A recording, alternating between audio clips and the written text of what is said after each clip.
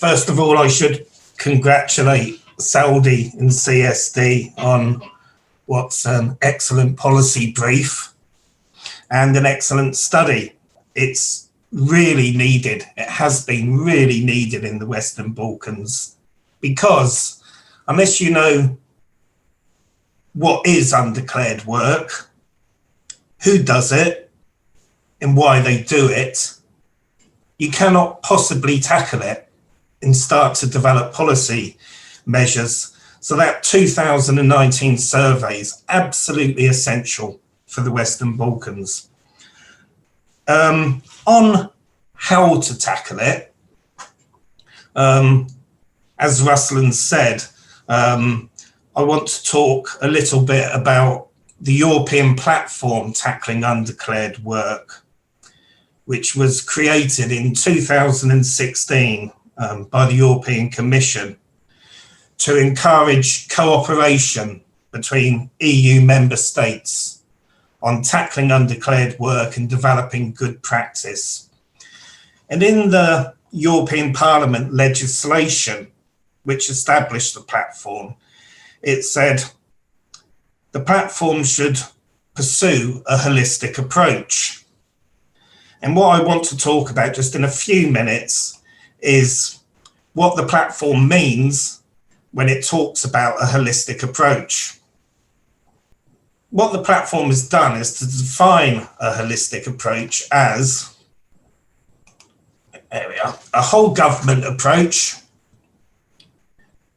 which joins up on the level of both strategy and operations, the policy fields of labour law, tax law, social security law, and fully involves social partners. And it also uses the full range of policy measures which are available to improve the power of authorities and trust in authorities. The overall objective is to transform undeclared work into declared work. And that holistic approach drives everything the European platform does, and also it drives how the member states approach the development of policy. So there are three components to that holistic approach.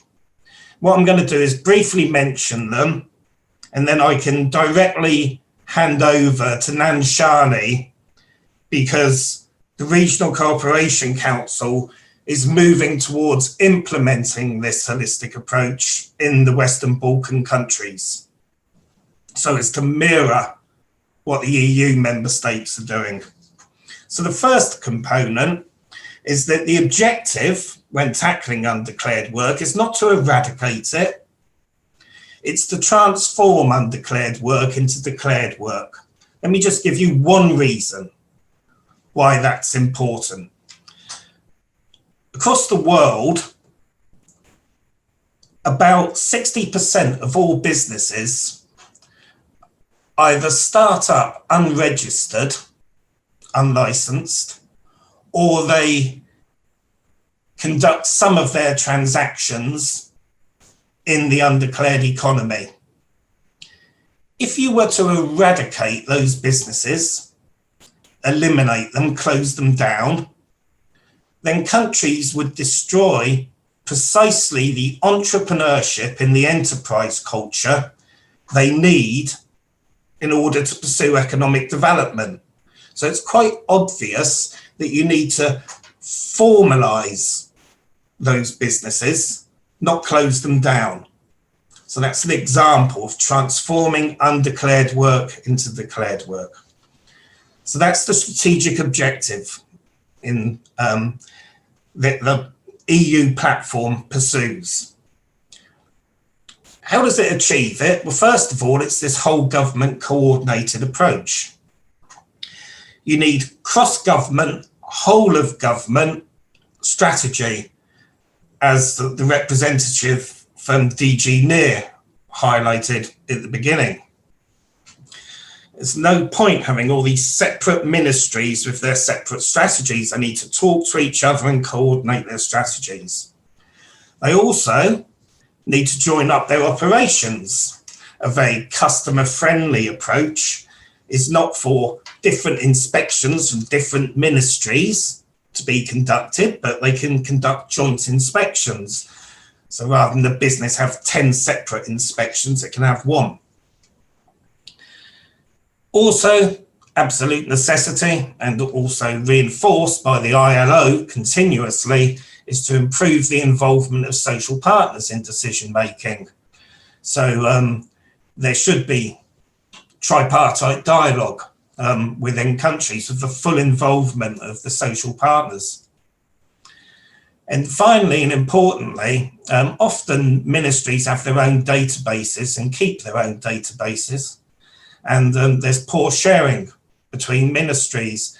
If you're going to effectively tackle undeclared work, then there needs to be sharing of those databases, and they need to be interoperable with each other, so that analysis and identification of risky businesses can occur. Beyond transforming undeclared work into declared work, secondly, adopting this whole government approach, the third component of the holistic approach is to pursue the full range of measures. Traditionally, countries economies, I should say, sorry, since we're in the Western Balkans, economies sought to implement more effective sanctions and improve the risk of detection, so as to eradicate undeclared work. So that's fine if you just want to get rid of undeclared work, identify it and close it down. But if you want to transform it into declared work, then you need incentives, and you need to make it easier and beneficial to move into the declared economy. So there are a whole range of supply side and demand side incentive measures which can be introduced, and Daniela pointed out some of them in the policy brief, which can be used to bring the undeclared economy into the declared economy.